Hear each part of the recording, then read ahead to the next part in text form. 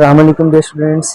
बेटा आज हम new syllabus physics class 9 chapter number 3 को डिस्कस करेंगे। इससे पिछले चैप्टर में हमने काइनेमेटिक्स से रिलेटेड चीज़ें जो हैं वो डिस्कस की। एक्चुअली फ़िज़िक्स की एक बहुत ही इम्पोर्टेंट और नेसेसरी ब्रांच है जो डील करती है मोशन ऑफ ऑब्जेक्ट्स को, जिसका नाम है मैकेनिक्स। मैकेनिक्स की दो टाइप्स हैं, एक काइनेमेटिक्स और दूसरी है डायनामिक्स। तो बेटा काइनेमेटिक्स के बारे में हम पिछले चैप्टर में डिस्कस करते रहे थे कि काइनेमेटिक्स फिज़िक्स की वो ब्रांच है, मैकेनिक्स की वो ब्रांच है जिसमें अजसाम की मोशन का मुतालिया किया जाता है without discussing the cause of motion.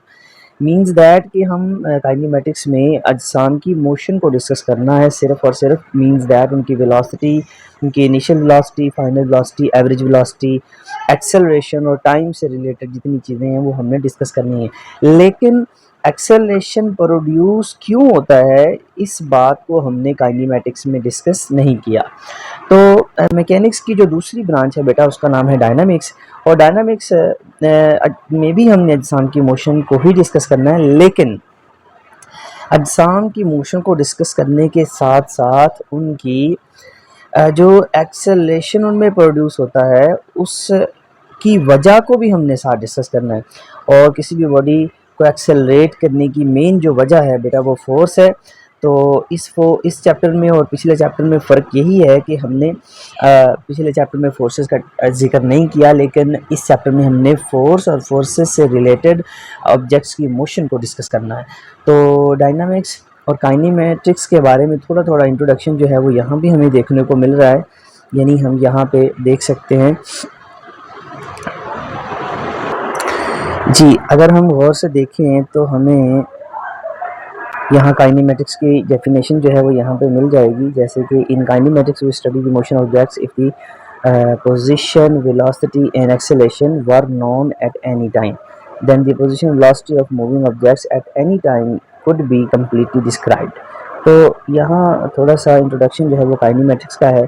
उसके बाद बेटा डायनामिक्स के बारे में भी यहाँ पे कुछ लिखा हुआ है, जैसे कि इसी पैराग्राफ के एंड पे अगर देखा जाए तो यहाँ लिखा हुआ है Dynamics is concerned with the forces that produce change in the motion of bodies। तो ये इन शॉर्ट आपने ये चीज़ें याद रखनी है। और जो इसका थीम है काइनेमेटिक्स और डायनामिक्स का वो यही है कि दोनों फिज़िक्स की ब्रांच मैकेनिक्स से ताल्लुक़ रखती हैं। और काइनेमेटिक्स में ऑब्जेक्ट्स की मोशन का मुतालिया किया जाता है without discussing the cause of motion, but the dynamics में हम ऑब्जेक्ट्स की मोशन का मुतालिया करते हैं और हम उनके काज ऑफ मोशन का भी मुतालिया साथ ही करते हैं। तो बेटा सबसे पहले फोर्सेस की बात कर लें तो कॉन्सेप्ट ऑफ फोर्स आपके पास एक क्वेश्चन है कि एक्चुअली फोर्स क्या है। इन शॉर्ट यहाँ पे इसको हम डिफाइन कर सकते हैं सिंपल वर्ड्स में। A common concept of force is a push or pull that starts, stops or changes the magnitude and direction of velocity of the bodies। तो आपको इतना याद रखना है, उसके साथ एक दो एग्जांपल्स आपने जहन में रखनी है कि when we open the door और push और pull it by applying force। या फिर हम कोई भी काम करते हैं घर में, अक्सर हमें फोर्स की ज़रूरत पड़ती है किसी भी चीज़ को उठाने के लिए, उसकी जगह चेंज करने के लिए, ठीक है। तो बाज़ दफ़ा हमें ज़्यादा फोर्स अप्लाई करना पड़ती है, बाज़ दफ़ा फोर्स हमें कम अप्लाई करना पड़ता है। तो ये डेली रूटीन में आने वाली चीज़ें हैं, यानी कि हम फोर्स को बहुत ही ज़्यादा अपनी डेली लाइफ में यूज़ कर रहे हैं। उसके बाद एक्चुअली फोर्स करती क्या है, तो फोर्स किसी ऑब्जेक्ट में एनर्जी ट्रांसफ़र करती है जिससे उसमें एक्सेलरेशन पैदा होता है या हो सकता है। Force transfers energy to an objects, यहाँ पे आपने इस बात को भी याद रखना है। उसके बाद एक एग्जांपल दी गई है कि एक रेडी वाला जो है, एक व्हील वाली जो रेडी है वो सामने एक पिक्चर में दिखाई गई है 3.1 में, उसमें वो फोर्स अप्लाई कर रहा है और उस फोर्स के लगाने की वजह से वो जो व्हील बारो है वो मूव करना शुरू हो जाती है, मतलब उसमें एक्सेलरेशन पैदा हो जाता है। तो this is the example of applying force on an object. इसी तरीके से अगर हम दरवाज़ा खोलते हैं या फिर दरवाजे की हैंडल को लॉक और अनलॉक करना होता है तो उस वक्त भी हम फोर्स अप्लाई, अपने हाथ से फोर्स अप्लाई करके उसको जो है वो मूव करवा सकते हैं, उसको टर्न करवा सकते हैं। ये भी एक्चुअली फोर्स ही है। इसी तरह और भी काफ़ी ज़्यादा एग्जांपल हैं जो कि आपने सोचनी है और सोच के मुझे कमेंट में भी बतानी है। अच्छा, उसके बाद बेटा फोर्सेस की जो है वो डिस्कशन काफ़ी जो है वो डीप है और लेंथी है, इसलिए हम तमाम फोर्सेस को एक ही जगह पे डिस्कस नहीं कर सकते। इसके लिए हमें काम करना पड़ता है कि फोर्सेस को टाइप्स में चेंज करना पड़ता है, जिसमें टाइप्स में दो इसकी मेन टाइप्स हो जाएंगी। एक को नाम देते हैं कॉन्टैक्ट फोर्सेस का और दूसरे को नॉन कॉन्टैक्ट फोर्सेस का।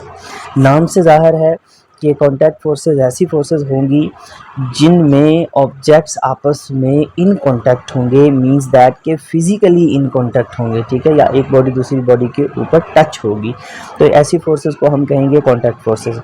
और नॉन कॉन्टैक्ट फोर्सेस में ऐसी फोर्सेस आ जाएंगी जिनमें दो ऑब्जेक्ट्स जिनके दरमियान फोर्स अप्लाई हो रही है वो कॉन्टैक्ट में हो भी सकते हैं और नहीं भी हो सकते। तो मैं ज़रा इसको जल्दी जल्दी से बयान करने की कोशिश करता हूँ। कॉन्टैक्ट फोर्सेस में मेन जो फोर्सेस हैं पहले उनके नाम डिस्कस कर लेते हैं। सबसे पहले कॉन्टैक्ट फोर्सेस में फ्रिक्शन है, ड्रैग फोर्स है, थ्रस्ट फोर्स है, नॉर्मल फोर्स है, एयर रेजिस्टेंस, टेंशन फोर्स है, इलास्टिक फोर्स है। तो ये तकरीबन 7 जो है वो बेसिक फोर्सेस हैं जो कि बॉडीज़ के दरमियान अप्लाई हो रही होती हैं जब वो इन कॉन्टैक्ट होते हैं, ठीक है। ऊपर कॉन्टैक्ट फोर्स की डेफिनेशन आपको यहाँ से मिल जाएगी, जैसा कि आपको नज़र आ रहा है शुरू में। A contact force is a force that is exerted by one object on the other at the point of contact. तो यहाँ से आपने याद रखना है। और अप्लाइड फोर्सेस जो हैं, एक्चुअली जो अप्लाइड फोर्सेस हैं वो सारी की सारी कॉन्टैक्ट फोर्सेस ही हैं। अप्लाइड फोर्सेस में आ जाती हैं पुश, पुल या फिर ट्विस्ट। उसके बाद फ्रिक्शन फोर्स की बात कर लेते हैं। तो फ्रिक्शन फोर्स को हमने याद करना है कि फ्रिक्शन एक्चुअली दो ऑब्जेक्ट्स के दरमियान, दो मूविंग ऑब्जेक्ट्स के दरमियान पाई जाने वाली रगड़ की फोर्स है, ठीक है, और ये ऑब्जेक्ट्स की मोशन को अपोज करती है। ये भी याद रखिएगा, friction force it is a force that resist motion when the surface of one object comes in contact with the surface of another। उसके बाद बेटा नेक्स्ट जो फोर्स है वो है drag force. Actually drag force तब वकूफ़ पज़ीर होती है, तब इन एक्शन होती है जब एक बॉडी दूसरी एक फ्लूइड में मूव कर रही हो, किसी फ्लूइड में मूव कर रही हो, जैसे कि कोई बॉडी जब पानी में मूव कर रही हो या फिर हवा में मूव कर रही हो या फिर लुब्रिकेंट्स लाइक ऑयल में, या इस तरह के किसी भी जब फ्लूइड में मूव कर रही है बॉडी, तो तब ये फोर्स अप्लाई होती है। तो इसको हम डिफाइन कर सकते हैं ड्रैग फोर्स को। वेरी इंपॉर्टेंट फोर्स है ये। The force drag force is the resistant force caused by the motion of the body through a fluid. जब कोई बॉडी फ्लूइड में मूव करती है तब ये फोर्स इन कॉन्टैक्ट होती है। इस यहाँ तक आप इसको याद रखिएगा respect to surrounding force, surrounding fluids. तो फिर बात है थ्रस्ट फोर्स, ये थर्ड फोर्स है। तो थ्रस्ट एक्चुअली जब भी हम किसी ऑब्जेक्ट को किसी फ्लूइड में डिप करते हैं तो हम देखते हैं कि फ्लूइड या लिक्विड उस बॉडी के ऊपर एक फोर्स अप्लाई करता है। एक्चुअली ये लिक्विड की बात की जा रही है। तो लिक्विड में, पानी में, यानी जब हम आम एग्जांपल में तो हम पानी ही लेंगे, तो पानी में जब किसी बॉडी को डिप किया जाता है, डुबोया जाता है, तो कुछ चीज़ें तो बड़ी आसानी के साथ उसमें डिप हो जाती हैं, लेकिन कुछ चीज़ें जिनका वॉल्यूम ज़्यादा होता है उनको अगर पानी में डुबोते हैं तो बेटा उस पानी की वजह से उन बॉडीज़ के ऊपर, उन ऑब्जेक्ट्स के ऊपर एक फ़ोर्स अप्लाई हो रही होती है। और वो जैसे जैसे हम पानी में उसको मज़ीद दबाते हैं वो फ़ोर्स बढ़ती जाती है। तो ऐसी फ़ोर्स जो कि पानी या लिक्विड की वजह से किसी बॉडी के ऊपर की जानिब लगती है, यानी जो उस बॉडी को डूबने से बचाती है, जैसे कि बहरी जहाज़ हैं पानी में, जब इतना वज़न में होता है उनको डुबोया जाता है तो बेटा वो डुबोए नहीं जाते, क्योंकि उनका अंदर से वॉल्यूम काफ़ी ज़्यादा खाली होता है। तो पानी इन बहरी जहाज़ों के ऊपर नीचे से फोर्स अप्लाई कर रही होती है। उस फोर्स को हम थ्रस्ट फोर्स कहते हैं। It is an upward force exerted by a liquid on an object immersed in it. When we try to immerse an object in water, we feel an upward force exerted on the object।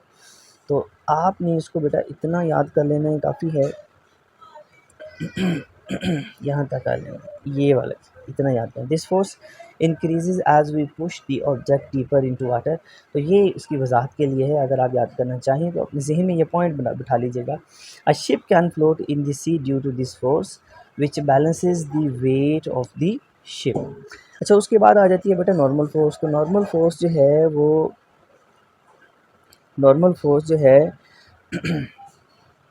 वो भी कुछ ऐसे है कि जब किसी body को हम किसी दूसरी बॉडी की सरफेस पे रखते हैं तो वो जो दूसरी बॉडी है वो पहली बॉडी के ऊपर एक फ़ोर्स लगाती है उस बॉडी के वेट की वजह से। पहली बॉडी के वेट की वजह से उसके ऑपोज़िट डायरेक्शन में फ़ोर्स लगाती है, बिल्कुल ऑपोज़िट डायरेक्शन में, जैसा कि ये देख सकते हैं आप। तो ऐसी फ़ोर्स अगर हम ज़मीन पे खड़े हों तो हमारा वेट नीचे की तरफ एक्ट कर रहा होता है, लेकिन उसी वक्त ज़मीन भी हमारे ऊपर एक फ़ोर्स ऊपर की तरफ लगा रही होती है। उस फ़ोर्स को हम बोलेंगे normal force. It is the force of reaction exerted by the surface on an object laying on it. यहाँ तक इसको याद कर लिया जाए तो काफ़ी है। अगर आप इसको मज़ीद वजाहत के साथ करना चाहते हैं, ये पॉइंट्स भी हैं आगे लिखे हुए। The force acts outward and perpendicular to the surface. ये परपेंडिकुलर वाला वर्ड जो है वो आप ऊपर वाली पहली लाइन में भी यूज़ कर सकते हैं। It is also called the support force upon the object. तो नॉर्मल फोर्स के बाद बेटा जो नेक्स्ट फोर्स है वो है एयर रेजिस्टेंस।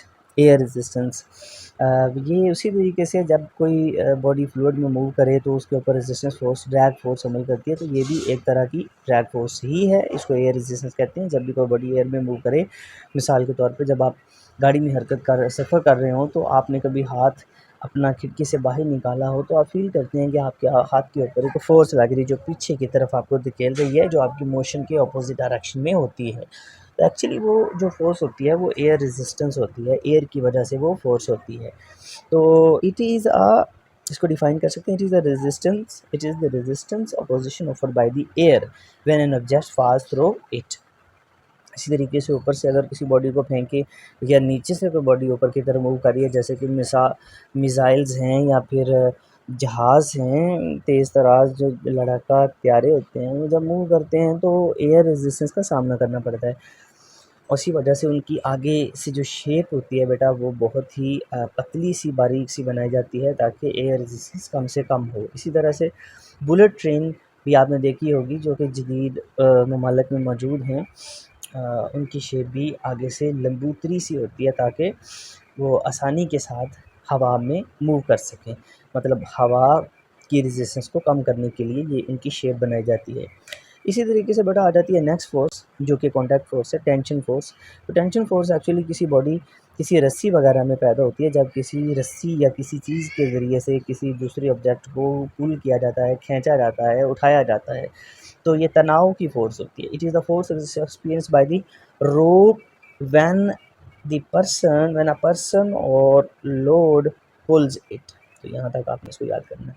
अच्छा, उसके बाद आ जाती है जी लास्ट फोर्स है कॉन्टैक्ट फोर्स में, जो कि आपके सिलेबस का हिस्सा है। उसको हम बोलते हैं elastic force. Elastic force it is a force that brings certain material back to their original shape after being deformed। तो इलास्टिक फोर्स नाम से ज़ाहिर हो रहा है कि ये लचक की एक फ़ोर्स है जो कुछ बॉडीज़ में पाई जाती है। मिसाल के तौर पे आप किसी रबर को अगर दो सिरों से पकड़ के खींचते हैं तो बेटा उस रबर की लंबाई में इजाफ़ा हो जाता है, खातिर ख्वाह इजाफ़ा हो जाता है। लेकिन जैसे ही आप वो फोर्स जो है वो डिस्कनेक्ट करते हैं, अप्लाई नहीं कर रहे, छोड़ देते हैं उसको अपनी रबर को, तो आप देखते हैं कि वो रबर दोबारा अपनी असली हालत में वापस आ जाती है। तो उसकी वजह यही है इलास्टिक फ़ोर्स। तो इलास्टिसिटी एक प्रॉपर्टी होती है जो कुछ ऑब्जेक्ट्स में होती है। कुछ ऑब्जेक्ट्स जो हैं वो इलास्टिसिटी को प्रॉपर्टी को होल्ड करते हैं, जैसे कि रबर बैंड है, स्प्रिंग है, उसके बाद ट्रैम्पोलिन है। ये सारी चीज़ें इलास्टिक होती हैं और उसमें इलास्टिक फ़ोर्स पाई जाती है। तो बेटा आज के लिए इतना ही कि हमने कॉन्टैक्ट फोर्सेस के बारे में पढ़ लिया। टाइप्स ऑफ फोर्सेस में ये आपने याद करनी है। मैंने आपको जो वेरी इंपॉर्टेंट हैं उनके बारे में भी बता दिया है और जितना आपको याद करने की ज़रूरत है वो भी बता दिया है। आप बेटा इन तमाम चीज़ों को अच्छे तरीके से याद करेंगे और नेक्स्ट लेक्चर में हम नॉन कॉन्टैक्ट फोर्सेस के बारे में पढ़ेंगे। नॉन कॉन्टैक्ट फोर्सेस एक काफ़ी लेंथी और इंटरेस्टिंग टॉपिक है जिसमें हम डिफरेंट फोर्सेस का मुताला करेंगे, उनको एग्जांपल के साथ सीखेंगे। ओके, नेक्स्ट टाइम के लिए अल्लाह हाफ़िज़। इंशाल्लाह नेक्स्ट वीडियो में जल्दी